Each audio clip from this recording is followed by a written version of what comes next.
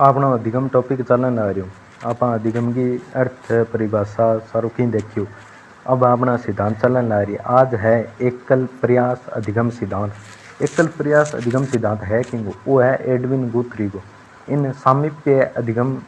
सिद्धांत भी कहवे है। एडविन गुथरी अमेरिकी विद्वान ने यह सिद्धांत दिया था। खटगो एडविन गुथरी अमेरिका को अण प्रयोग कहीं पर करियो खरगोश बिल्ली एवं अन्य प्राणियों पर अण प्रयोग करियो। वो जो सिद्धांत है वे एकल प्रयास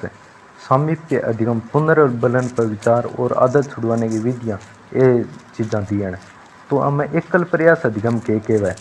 एडविन गुथरी के अनुसार कोई भी प्राणी जब किसी कार्य को करता है और कार्य को करते समय जिस प्रकार से वह कार्य को सफल बना लेता है भविष्य में वह प्राणी इस व्यवहार को बार बार उपयोग में लाता है।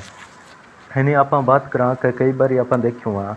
कि आप कोई भी काम करा वो विभिन्न तरीकों करता वहाँ बहुत ही आप उमदा उमदा तरीका लगा दिया फिर क्या है कि एक तरीको अपनों सही बैठियो जब काम चाल गयो अपनों तो आगे जब भी कोई जरूरत पड़ी तो आप वो एक ही तरीको लगावा जब अपनों काम सिद्ध हो काम सरयो।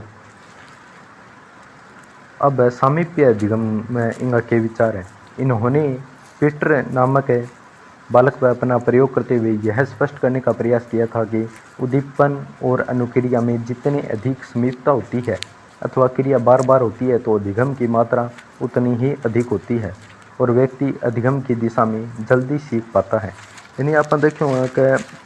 सीधी बात ले लें कि आप कोई भी एक रजिस्टर पढ़ने ला रहे हैं कोई भी किताब पढ़ने ला रहे हैं तो वह अगर आप बारी बारी पढ़ा एक कर पढ़ के छोड़ दी जब तो आपने याद को नहीं बारी बारी में पढ़ांगा पढ़ता रहेगा तो आपने याद हुए बार बार क्रिया करांगा तो आपने बा अधिगम होगा वो निष्को नहीं होगी। अब पुनर्बलन पर क्या विचार है एडविन गुथरी का। गुथरी एकमात्र ऐसे विद्वान हैं जो पुनर्बलन को सही नहीं मानते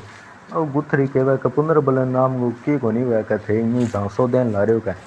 और पुनर्बलन के महत्व को स्वीकार नहीं करते। उनके अनुसार पुनर्बलन उस समय दिया जाता है जब कार्य हो चुका होता है इसलिए पुनर्बलन का कोई महत्व नहीं है।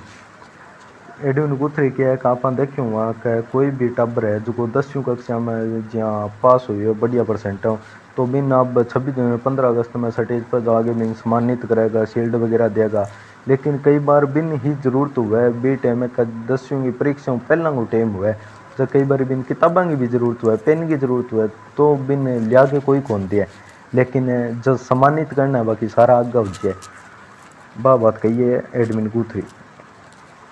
अब आदत छुड़वाने की विधियां पर क्या विचार है। गुथरी के अनुसार जब कोई गलत आदत पैदा हो जाती है तो उसे निम्न विधियों से छुड़वाया जा सकता है। कौन कौन सी विधियां हैं? एक तो देहली विधि एक विपरीत क्रिया विधि और एक थकान विधि।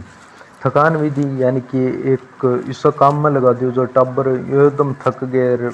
बाद में और कहीं करण जो कोई कौन रहा बाद में सोने करे अब थक गया। विपरीत क्रिया विधि अगर टाबर कोई गलत संगत में पड़े रहे तो बिन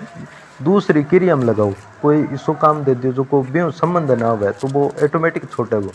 आगे देली विधि अपने घर को जो बारना हुआ है आप अब तो को रख ला रहा पुराने जगह में होता बे अगर देली रखता यानी कि एक बारने के बीच में एकदम जमा इंटियांगी सी देली होती जो कई बार टाबर ने क्या नहीं है एक टाबर जो को बाहर जाके कोई और दूसरा टाबर है संगत में जाके कोई अपशब्द यूज करने लगे थोड़ा सा व्यवहार भी खराब हो गया तो कई बार माता पिता कह देनी आ देली नहीं पार कर लिया तो ठीक हो रही टांगा टूट जी है वह बात है कि बेकार करिए देली विधि विपरीत क्रिया और थकान विधि प्रयोग में ली। अब एडविन गुथरी जो सिद्धांत दियो भी उपयोगिता की है यानी क्या खातर पढ़ी हो वो सिद्धांत। यह सिद्धांत बालकों को शीघ्रता से सिखाने के लिए विशेष रूप से उद्दीपन अनुक्रिया की समीक्षा के महत्व को स्पष्ट करता है और गलत आदतों को छुड़वाने की विधियां प्रस्तुत करता है। अपन देखो शीघ्रता तो सिखाने ला रही है क्योंकि बार बार जब अभ्यास करो जब शीघ्रता सीखेगो वो एकदम बढ़िया अधिगम हो जाएगा वो सीख ले पूरा और गलत आदतें छुड़वाने की अपन 3 विधियां भी देखी तो वो सिद्धांत हो एडविन गुथरी को सिद्धांत।